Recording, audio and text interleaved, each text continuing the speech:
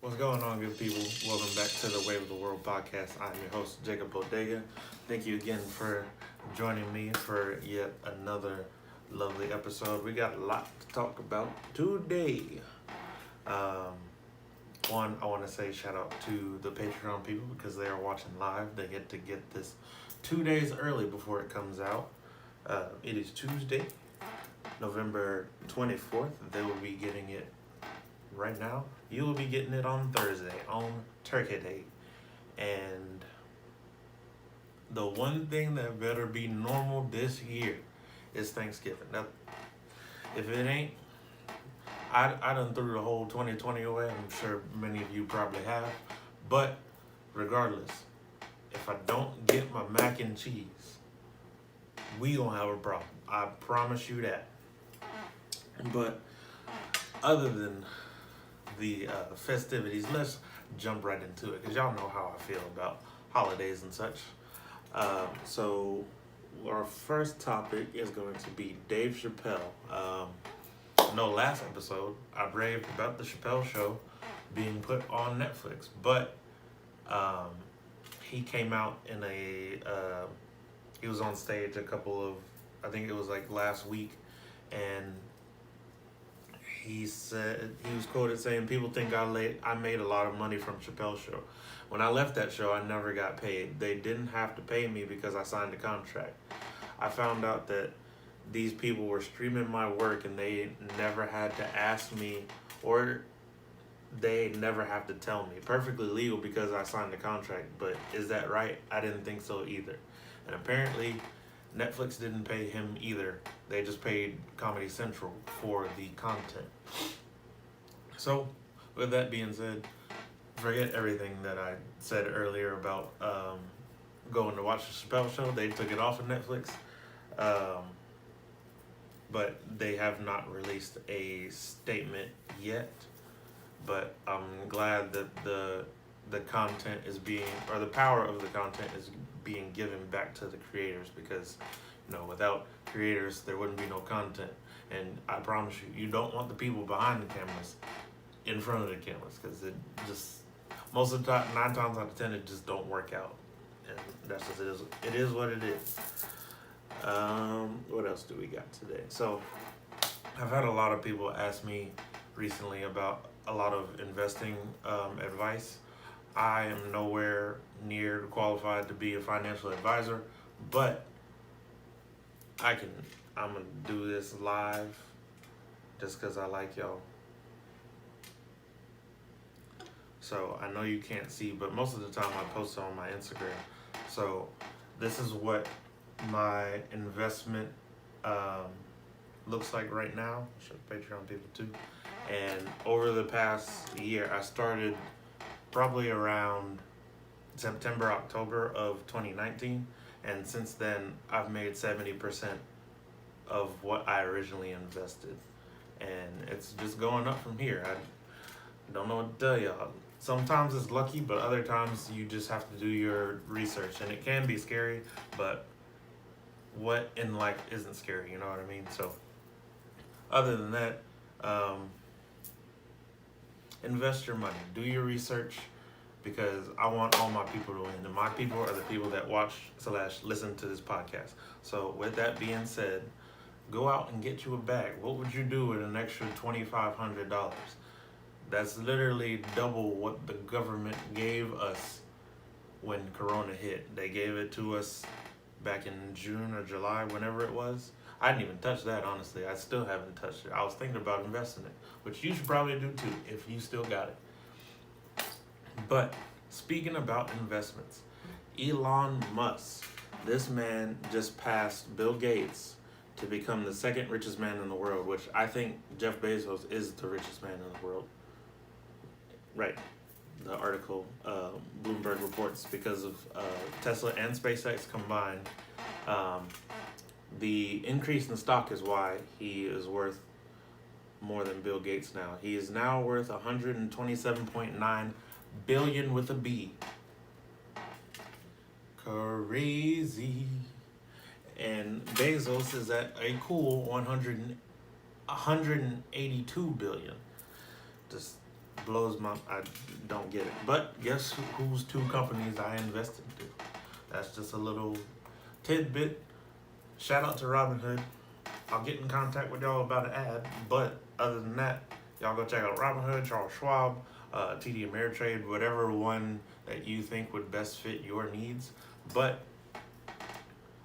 the main reason that these people have increased their net worth during the whole pandemic is because not only did they buy into their companies, but they bought into themselves. And you just gotta do your research. Speaking about buying into yourself though, so Snapchat been feeling some type of way since Twitter just came out a couple of weeks ago, and they announced their stories that they would be introducing on their platform called Fleets. Now, I think the idea is stupid. I only get on Twitter for memes, and a lot of my news comes from Twitter. I think people use Twitter for different reasons. Twitter After Dark is hilarious. But Snapchat has just announced this initiative to pay users $1 million a day to create viral hits with their new feature called Spotlight. Now, I haven't even posted anything on the Spotlight yet. I'm curious to see how they'll continue to promote this. If celebrities will, be involved. If anybody that's like verified by Snapchat, will they be involved? Either way,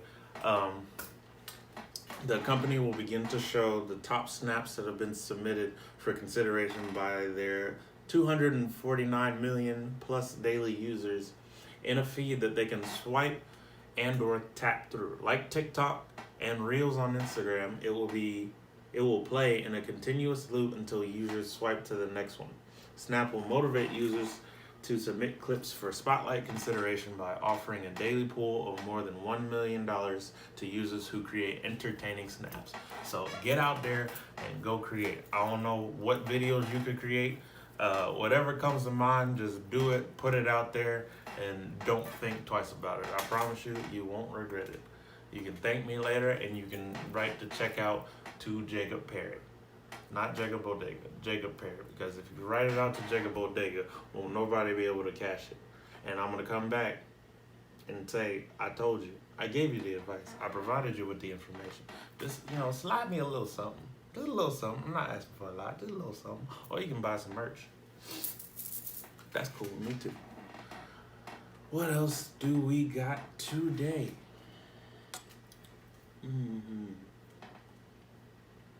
So, we got a little scandal on our hands. There was a 47-year-old man in Bend, Oregon named Pearson Tone that filed a lawsuit against his doctor for having an affair with his wife. For 3 years, he is trying to sue this doctor for $2.9 million. And, is it worth it? Is it really worth it? Shouldn't you just separate? And on the doctor's point of view, isn't that considered malpractice? I know nobody died but the relationship, but still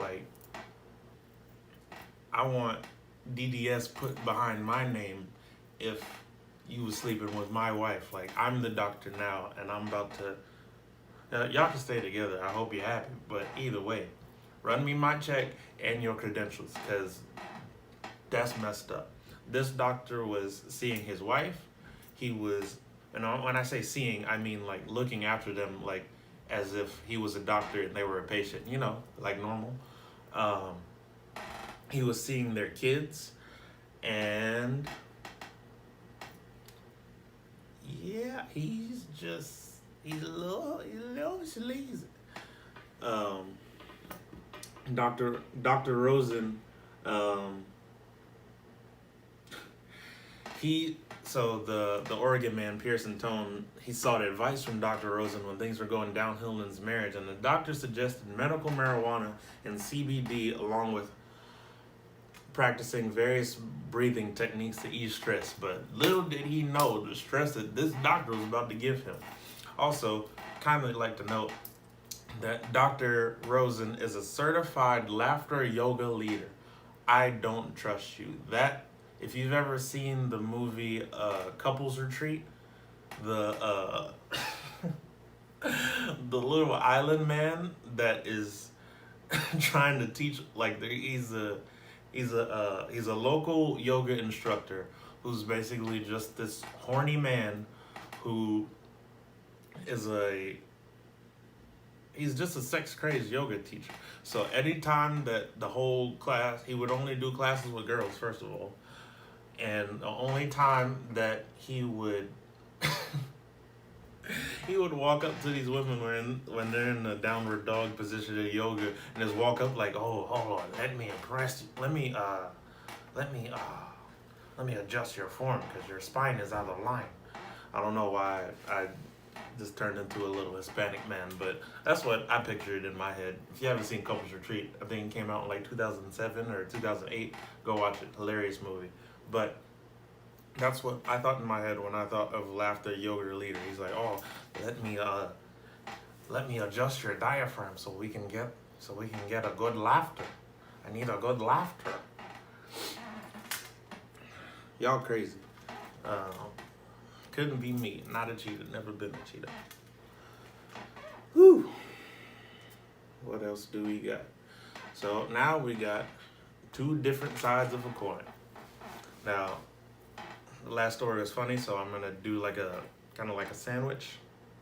So we got we've got a doctor trying to relieve stress on the wife and tell the dude to stress out while he's relieving the wife.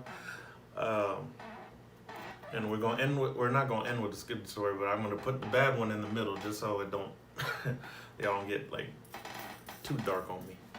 So, Florida man, we already know where this story's going. Florida man this past weekend was in a car chase on Thursday, November 19th in Pascal County, and the sheriff tried to pull the vehicle over for a window tint violation and ended up in a high-speed chase. The man, identified as Jonathan Mark DeLoach, I think it's DeLoach or Deloach, lost control and crashed into a pond with two children and a woman inside the vehicle. Now, I wasn't going to tell the story because it's kind of a little bit dark, but the women and the children are fine. No injuries were reported. DeLoach confirmed he was a known drug dealer with several warrants out for his arrest. Now he's also been charged with child abuse and possession of methamphetamine, which is meth. I just love Breaking Bad. And driving with a suspended license, fleeing to elude, and reckless driving. So you kind of knew where the story was going whenever I said Florida man. Now the other story that's on the other end of the sandwich is just, it's heartwarming, but only in Florida. Florida man rescues dog after wrestling it from the jaws of an alligator. Poor puppy, but why Florida man? I just don't. This must be like, like St. Petersburg and like Jacksonville, because these are just two completely opposite stories. While enjoying a beautiful day near a swamp with his 3-month-old pup, Florida man ended up wrestling an alligator to rescue his dog from his jaws. A Cavalier King Charles Spaniel named Gunner tried to drag the pup underwater, and the man, what is his name? Richard Wilbanks, was waist deep in a pond struggling to rip the puppy from the gator's grasp. I'm not gonna play the video because I played it earlier. It's just a little country man that's trying to save his little pup. And the alligator, it's not like a full-size alligator. I think it's like a baby. It's either a baby or like a teenage alligator. I don't really know like how their years go. I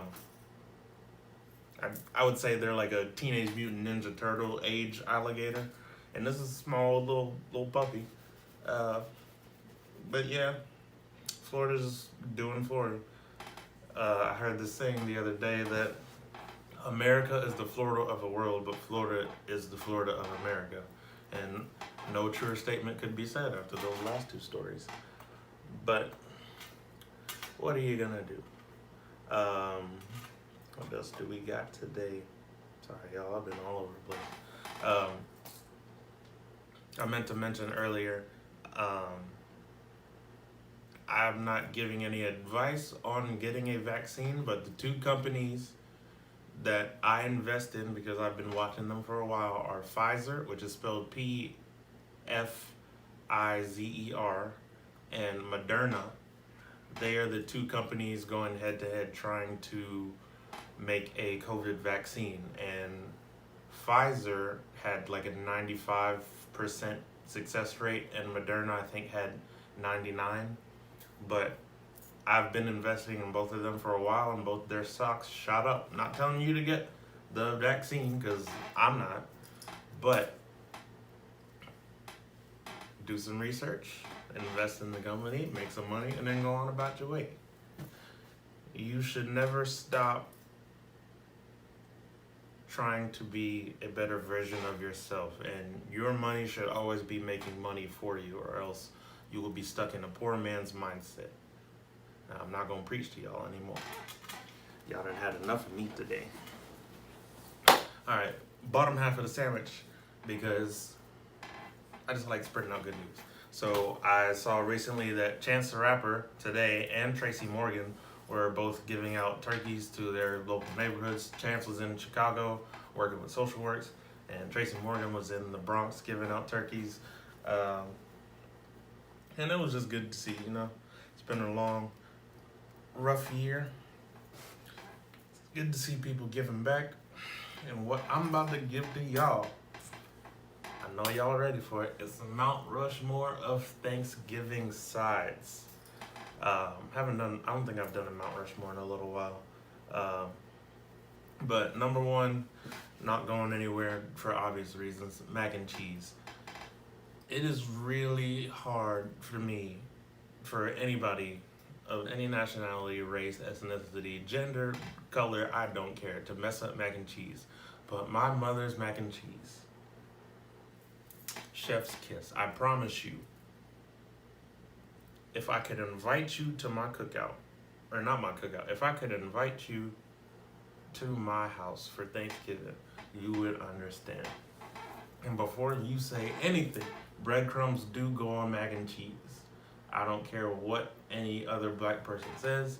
It is the right amount of crunchy with the right amount of creamy.